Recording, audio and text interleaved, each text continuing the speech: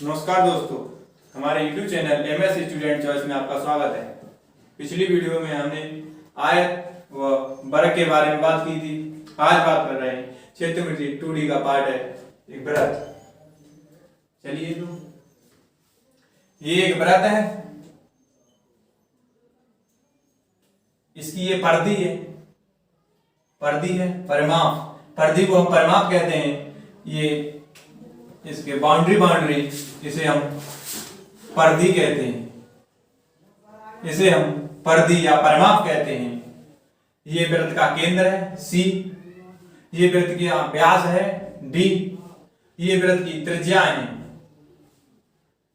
वृत्त की सबसे बड़ी भुजा वृत्त की व्यास होता है। ये वृत्त की जीवा है। ये वृत्त लघु वृत्तखंड है, ये लघु वृत्तखंड है और ये दीर्घ वृत्तखंड है। ये लघु चाप है, यहां से यहां तक ये लघु चाप है और यहां से यहां तक ये दीर्घ चाप है। चलिए त्रिज्या हम r मानते हैं, व्यास वही त्रिज्या का दोगुना होता है यानी 2r, और वृत्त की परिधि होती है 2πr। वृत्त की परिधि होती है 2πr यानी बाउंड्री यानी परिमाप, वृत्त का परिमाप होता है 2πr, और वृत्त का क्षेत्रफल होता है 2πr²। वृत्त का क्षेत्रफल होता है 2πr² वर्ग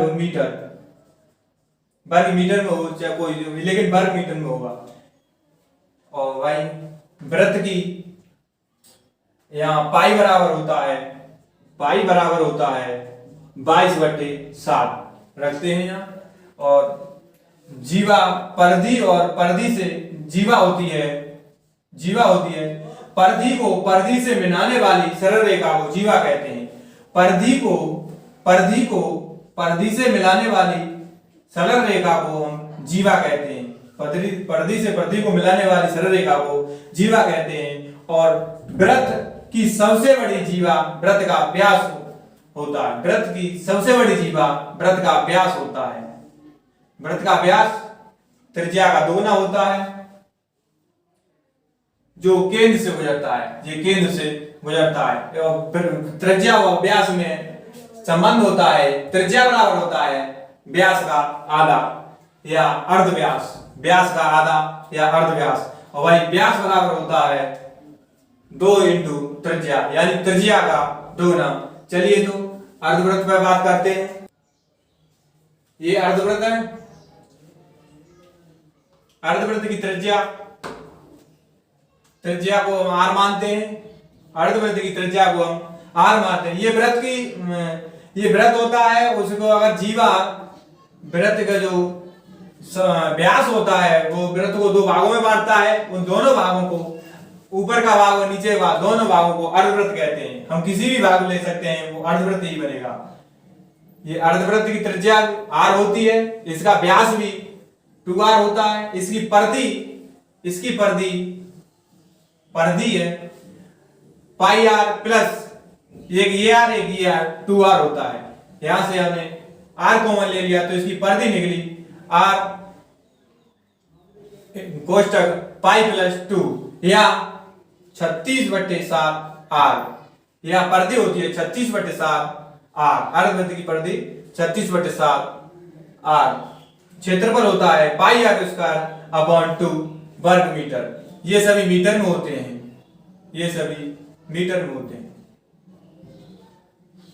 और अर्धवृत्त की परिधि पर बना कोण समकोण होता है। अर्धवृत्त की परिधि पर बना कोण समकोण होता है। अर्धवृत्त की परिधि पर बना कोण समकोण होता है। अर्धवृत्त की परिधि पर बना कोण समकोण होता है। ये कोण 90 डिग्री होता है यानी समकोण होता है। अर्धवृत्त की परिधि पर बना कोण समकोण होता है। यदि किसी वृत्त का अर्धव्यास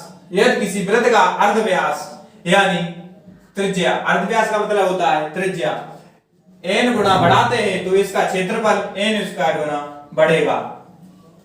चलिए तो बात करते हैं अगले पर।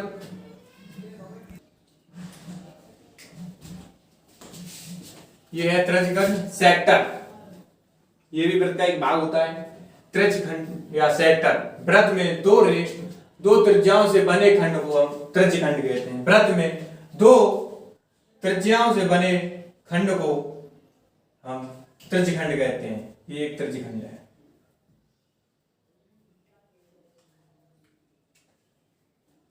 ये एक त्रिज्यखंड है, ये त्रिज्या आर है, ये आर है। दो त्रिज्याओं से बने खंड को हम त्रिज्यखंड कहते हैं। ये चाप है, यहां से आता है, इसे एल कहते हैं। ये लघु त्रिज्यखंड है, ये लघु त्रिज्यखंड है, ये लघु त्रिज्यखंड है। जबकि ये पूरा दीर्घ त्रिज्यखंड है। यहाँ चाप बराबर होता है कोण इंटू त्रिज्या, चाप बराबर होता है कोण इंटू त्रिज्या। चाप को हम एल से डिनोट करेंगे, कोण थीटा इंटू आर, एल बराबर आर थीटा। त्रिज्यखंड के चाप की लंबाई होती है, इस त्रिज्यखंड के चाप की लंबाई होती है एल बराबर 2 पाई आर थीटा बटे 360, एल बराबर 2 पाई आर थीटा बटे 360। वही परिधि होती है त्रिज्यखंड की, परिधि होती है 2 पाई आर थीटा बटे 360, 2 पाई आर थीटा बटे 360 प्लस 2r, ये आर और ये इन्हें जोड़ेंगे तो प्लस 2r। वही त्रिज्यखंड का क्षेत्रफल होता है, त्रिज्यखंड का क्षेत्रफल होता है पाई आर स्क्वायर थीटा बटे 360 degree, pi r square theta बटे 360 डिग्री। जब त्रिज्यचाप हमें ये चाप दिया हो, जब त्रिज्यचाप दिया हो तब त्रिज्यखंड का क्षेत्रफल होता है 1 बटे चाप इंटू त्रिज्या। जब हमें त्रिज्यचाप दिया हो, ये चाप दिया हो, तब त्रिज्यखंड का क्षेत्रफल होता है 1 बटे 2 इंटू चाप इंटू त्रिज्या। अब वही ये हमें लघु त्रिज्यखंड ज्ञात हुआ, इसका क्षेत्रफल लघु त्रिज्यखंड का क्षेत्रफल ज्ञात हुआ ये। और हमें ज्ञात करना है दीर्घ त्रिज्यखंड का क्षेत्रफल, इसका पूरे का, इस पूरे का। तो ये होता है, इस पूरे में से घटाएंगे, पूरे का क्षेत्रफल, पूरे वृत्त का क्षेत्रफल होता है पाई आर स्क्वायर। इसमें से लघु त्रिज्यखंड का क्षेत्रफल घटाएंगे तो प्राप्त होगा, दीर्घ त्रिज्यखंड का क्षेत्रफल प्राप्त होगा pi r square 360 minus theta upon 360 degree. त्रिज्यखंड का कोण थीटा बराबर 360 डिग्री होता है। त्रिज्यखंड का कोण ये वाला थीटा बराबर 360 डिग्री होता है, ये 360 डिग्री होता है। अगर थीटा का मान बढ़ेगा तो चाप बढ़ेगा, अगर हम थीटा का मान बढ़ाएंगे तो इस चाप की लंबाई भी बढ़ेगी। अगर थीटा का मान घटेगा तो इस चाप की लंबाई भी घटेगी। चलिए अगला बात करते हैं वृत्तखंड के बारे में। वृत्तखंड के बारे में बात करते हैं। ये वृत्तखंड है, ये वृत्त की जीवा है, ये चाप है, इसके द्वारा ये जो खंड बना है इसे हम वृत्तखंड कहते हैं। ये इसकी त्रिज्या है आर, ये इसका कोण है थीटा, ये लघु वृत्तखंड कहते हैं। इसे छोटा है तो इसे लघु वृत्तखंड कहेंगे, इसे दीर्घ वृत्तखंड कहते हैं।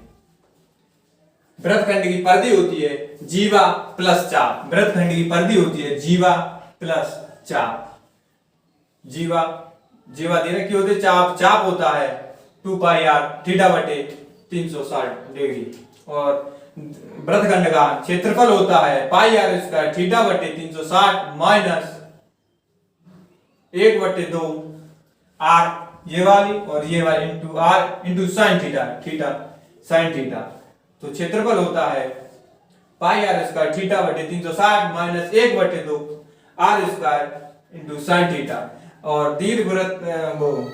वृत्तखंड का दीर्घवृत्त का क्षेत्रफल होता है, दीर्घ वृत्तखंड का क्षेत्रफल होता है, इसका क्षेत्रफल दीर्घ वृत्तखंड का क्षेत्रफल होता है pi r square theta minus लघु वृत्तखंड का क्षेत्रफल pi r square theta upon 360 minus 1 बटे 2 आर स्क्वायर साइन थीटा। वही अगर डिग्री को रेडियन में चेंज करेंगे तो पाई बटे 180 से गुणा करेंगे, अगर डिग्री को रेडियन में चेंज करेंगे तो पाई बटे 180 से गुणा करेंगे, और रेडियन को डिग्री में चेंज करेंगे तो 180 बटे पाई से गुणा करेंगे। चलिए तो मिलते हैं अगली वीडियो में कुछ इसके महत्वपूर्ण सवालों के साथ। हमारे चैनल को लाइक शेयर व सब्सक्राइब करें। Thank you.